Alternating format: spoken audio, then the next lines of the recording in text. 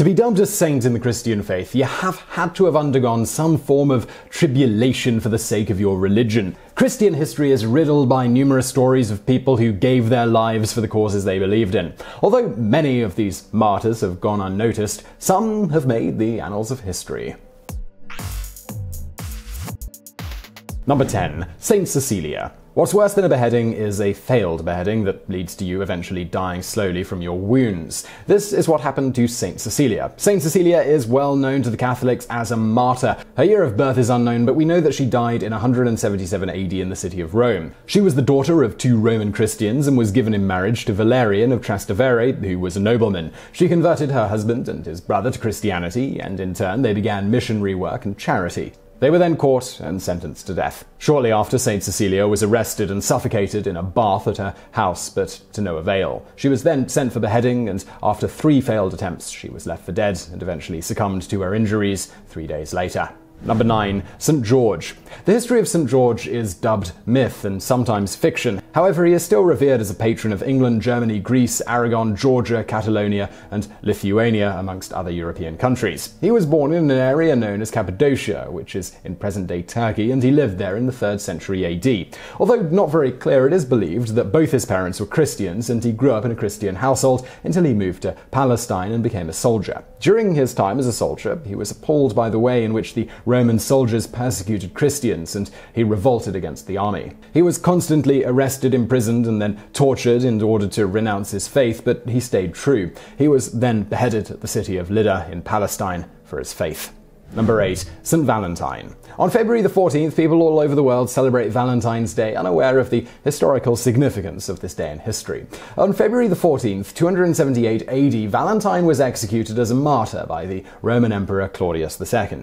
His execution was a 3-part event. The first was a senseless beating, followed by a public stoning, and finally decapitation. One might wonder what heinous crime can fit such a merciless punishment. Ironically, he was sentenced to death for something that would later become the norm: the marriage between young people at a time of war. Emperor Claudius II prohibited marriage between young people because, according to him, when soldiers had wives waiting for them back home, they would be cowards on the battlefield. Valentine went against the emperor's orders by marrying young people in the church because he believed that love knew no bounds and should not be prohibited.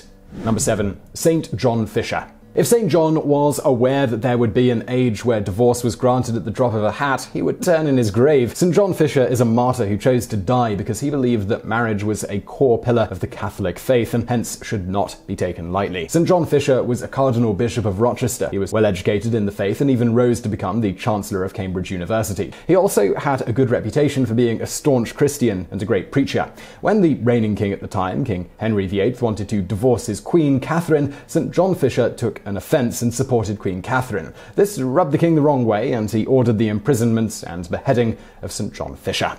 Number 6. St. Denis. The story of St. Denis is one that is filled with drama and sorrow. He was a bishop of Paris and is usually represented in statues with his head in his hands. This is because legend has it that after he was beheaded, the headless corpse rose again and carried the head some distance before it fell to its knees. St. Denis was a popular preacher in Paris at the time, and he converted countless people into the Christian faith. He was revered and loved for his righteousness and virtues. However, some people hated him just as much, and they incited the governor to arrest him and his 275 followers. What followed was a series of tortures. They were imprisoned, scourged, burnt at the stake, fed to wild beasts, and then finally decapitated. St. Denis had to endure the pain of watching the atrocities being inflicted on his followers before he himself was beheaded.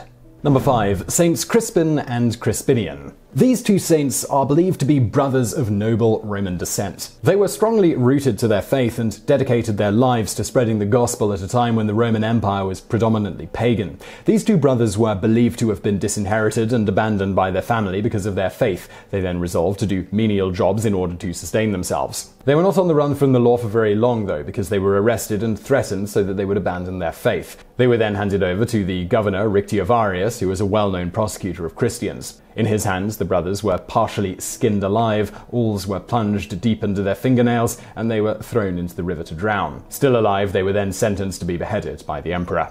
Number 4. Pope St. Lucius. What's harder than being a pope is reigning as a pope at a time when Christians were being persecuted left, right, and center. Pope St. Lucius is a man who was tasked with the heavy burden of having to lead his flock through a time when they were being hunted like wild animals. The Pope was sent to exile shortly after he was consecrated, and after Valerian was made emperor, he returned to head the church. However, his return was plagued by unfavorable politics and speculation. There was a group of people who wanted the work of the church crippled, so they figured the sure thing to do was to cut off the proverbial head of the snake. The events of his death are unknown, but his mangled body was found missing its head. The head was later found on a pole outside of the city of Rome. Number 3. Saint Januarius. Saint Januarius was the Bishop of Beneventum. He was persecuted in the hands of Diocletian in the year 305 AD.